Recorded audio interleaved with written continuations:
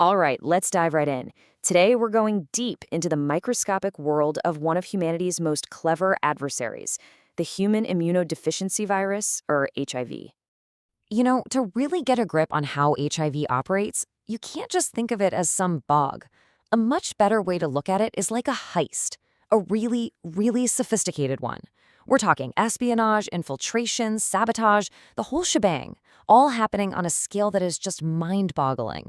Okay, so before we break down the heist, you gotta meet the masterminds. And yeah, I said masterminds, plural, because when we talk about HIV, it's not just one thing. And you can see the difference right here. You've got HIV-1, that's the one responsible for the global pandemic. It's the more aggressive one, super transmissible, and it jumped to us from chimps. Then you have its cousin, HIV-2. This one came from Sudimangabes, and it's less of a global player. It's not as infectious, and you mostly find it in West Africa. Now, don't get me wrong, they both can lead to AIDS, but HIV-1 is definitely the big one, the major global threat. So, for our story, we're going to focus on the world's most wanted, HIV-1. All right, every heist has a target, right? And for HIV, the target isn't gold or diamonds. It's something way more valuable, the command center of your immune system. And that command center is a very specific cell, the CD4 cell. The best way to think about it is like the general of an army. This cell doesn't do all the fighting itself, but it calls the shots. It tells all the other immune cells where to go, what to fight. So what happens if you take out the general? The whole army just crumbles. And that is exactly HIV's game plan. And this is where it gets kind of terrifying. Just one infected cell, one single hijacked general, gets turned into a virus factory, and it can pump out something like 10,000 new copies of the virus. Think about that. That's not just addition, that's multiplication on a massive scale. It can overwhelm your defenses in no time. Okay, so we know the target, we know the stakes. Let's get into the nitty-gritty of the heist itself. Here's the 7-step playbook for how HIV pulls this off. And here it is, the whole operation from start to finish. First, you've got binding and fusion. That's basically casing the joint and breaking in. Then comes reverse transcription and integration. This is wild. It's like forging the building's blueprints and then hiding them in the master safe. And finally, replication, assembly, and budding. That's the virus using the cell's own equipment to build a massive getaway crew and bust out.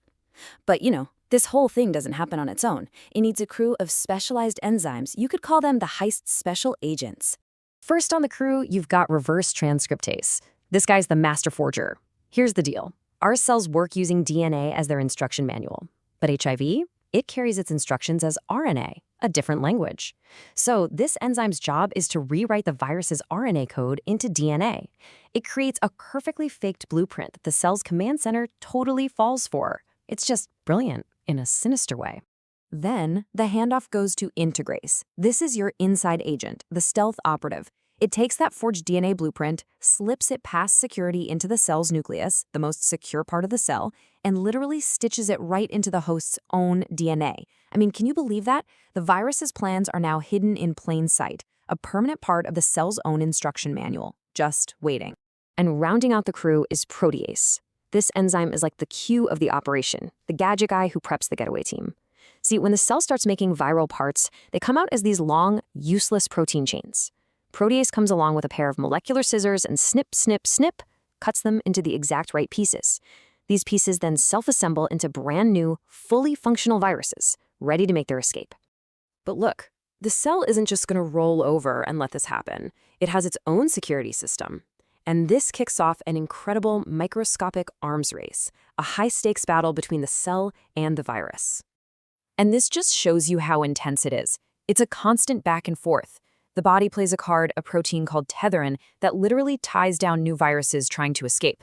But HIV has a counter, a protein called VPU, that acts like wire cutters, snipping the tethers.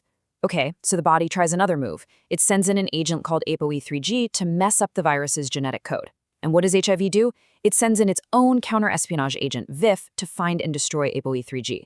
It's just this relentless, evolving cat and mouse game. But just winning these little skirmishes isn't enough for the virus to survive long-term. No, for that it needed the ultimate hideout, a perfect safe house to lay low and completely disappear. And that safe house is called the latent reservoir. This is the real kicker. A few of those infected CD4 cells just go to sleep. They enter a resting state. And while they're sleeping, the viral DNA hidden inside them is completely silent. It's not making anything, not causing any trouble, so there's absolutely nothing for the immune system to see. The heist is on pause, the blueprints are filed away, just waiting. And this is the #1 reason why we still don't have a cure for HIV. And this quote, wow, it just puts it in perspective. The half-life of this reservoir, that's how long it takes for just half of these sleeping cells to die off, is about 44 months, almost 4 years. So what does that mean? It means even if you're on perfect medication that stops the active virus, it would take decades, maybe an entire human lifetime, to clear out this hidden reservoir. The safe house is just unbelievably secure. So you can see the long-term damage of this heist. Year after year, these cycles of infection and destruction just slowly, steadily chip away at the army of CD4 generals. And eventually, the immune system is so weak that it can't defend against things it normally would. That's when the condition progresses to what we know as AIDS. But this story has a twist. Because as clever as this virus is, science has gotten pretty darn clever too. We've become the masters of counterespionage. We've figured out how to stop the heist dead in its tracks. So that's the big question, right? With a plan this complex, this sneaky, how in the world do you stop it? Well, you don't just hit it in one place. You sabotage the entire operation, every single critical step. And that's exactly what modern antiretroviral therapy, or ART, does. These drugs are like a team of highly specialized saboteurs. You have entry inhibitors that basically bar the door so the virus can't even get in. You have reverse transcriptase inhibitors that jam the forger's copying machine. Then you have integrase inhibitors to block the inside agent from hiding the blueprints.